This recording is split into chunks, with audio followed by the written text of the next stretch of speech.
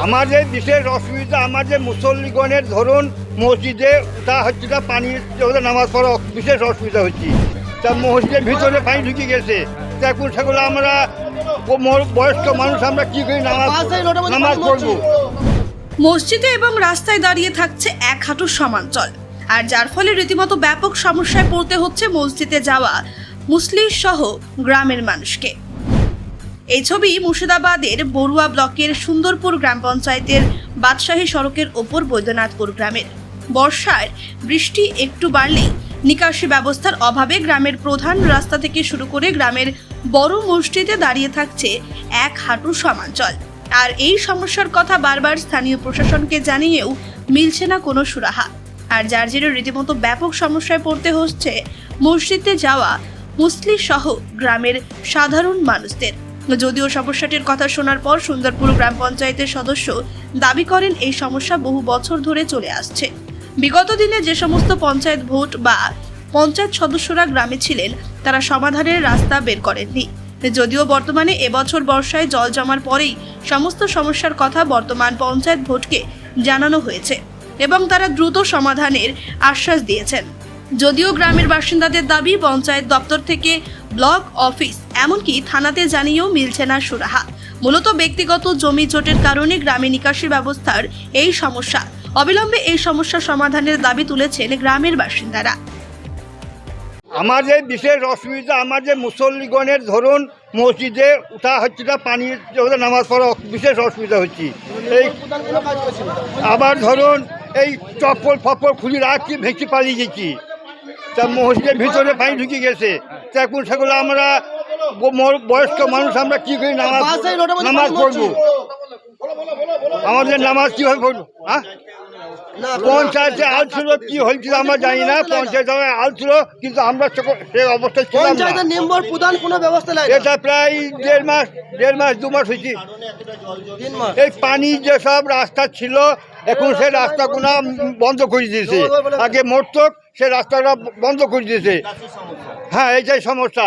কারণ এখন যারা হয়তো জোরপূর্ব আটকে দিয়েছে যে আমার জমি নষ্ট হয়েছে, সেই জন্য তারা আটকে দিয়েছে। এই বিষয়টা কাটতে হবে, তবে আবার সমান হয়ে যাবে, কিন্তু সেটা এখন কাটতে গেলে ঝামেলা হচ্ছে। হ্যাঁ, আমার নাম জয়নাল শেখ। চলে পানি সমস্যাটা যেন মরে যায়। আগে নর্ব হবে তখন হবে, এখন আপাতত মানুষের কত অসুবিধা। আমাদের অভিযোগ, গত রাত্রিরে 30 তারিখে রাত্রিরে যে বৃষ্টিটা হয়, সেই বৃষ্টির অতিরিক্ত কারণে আমাদের এখানে মসজিদ, বাদশাহী রোডের ধারে মসজিদ, জুমা মসজিদ, এক রাতের এই মসজিদ আমাদের, সেই মসজিদে জল ঢুকে যায়। জল ঢোকার কারণে কিন্তু আমার গ্রামবাসী, আমার মসজিদের মুসল্লিরা একটা কিন্তু নামাজ পড়তে পারছি না আর 2 দিন 3 দিন ধরে। ঠিক আছে, আমরা গ্রাম পঞ্চায়েতকে পর্যন্ত দেখেন দরখাস্ত মেরেছি, গ্রামের 4খানা টিএমসি মেম্বারকে জানিয়েছি, সেখানে আমরা কোনো সুরক্ষা পাইনি এবং বুনাক নেত্রীকে, বিডিও সাহেবকেও আমরা অনুরোধ করে দরখাস্ত দিয়েছি। থানার ওসিকে গতকাল আমরাও জানিয়েছি যে স্যার এমনি একটু নিয়ে একটা জলের ব্যবস্থা করুন। ঠিক আছে, থানা থেকেও কোনো আমরা সুরক্ষা পাইনি। তবে আমার একটাই ডিএম সাহেবকে অনুরোধ করছি, আপনি এই ব্যাপারটা নিয়ে একটু আপনি দেখেন। কথা হয়েছে প্রধান পঞ্চায়েতের মেম্বারকে আমরা দরখাস্ত লিখে দিলাম, তারা বলছে এসব হবে না। তারা 80,000 টাকা খেয়ে নিল, পকেটে ভরে নিল, যে একটা গায়ের কাজ করল না। তাহলে তারা কি করবে গায়ে উন্নয়ন? এই গ্রামে পানি ভরা থাকে, মেম্বারের মানে পালাচ্ছে, অন্য ডাঙ্গাতে পালাচ্ছে, তাদের কোনো ব্যবস্থা নাই। তারা মনে করছে আমাদের টাকা তো পকেটে ঢুকেছে, যা মন তাই হোক, গ্রামের মানুষের মধ্যে 1 ফুট পানি ভরা আছে না, কোনো ব্যবস্থা নাই। মানে তারা তো আটকে দিয়েছে সব, এই মেম্বারে তো আটকালছে। আমি একজন সুন্দরপুর গ্রাম পঞ্চায়েতের সদস্য, বৈদ্যনাথপুর গ্রামের জনপ্রতিনিধি। আমাদের গ্রামে যে দীর্ঘদিন ধরে জল মরা রাস্তা নাই, আগেকার মেম্বার প্রধান ছিল, তারা এই সমস্যা পড়েনি। তাই আমার একজন নতুন মেম্বার, আমাদেরকে মানুষ চাপ দিচ্ছে। আমরা সমস্ত জায়গায় কাগজপাতি দিয়েছি, তাই মানুষ আমাদেরকে বারবার ডিস্টার্ব করছে যে আপনারা মেম্বার, আপনারা দেখুন। আমরা তো নতুন মেম্বার, তাই মানুষের কথা শুনে সমস্ত জায়গায় কাগজ দেওয়া আছে। আগেকার মেম্বাররা, প্রধানরা তো করেনি এই কাজটা। দীর্ঘদিন ধরে জলে ডুবছিল গ্রাম, তারা নিজের স্বার্থে রাজনীতি করেছে।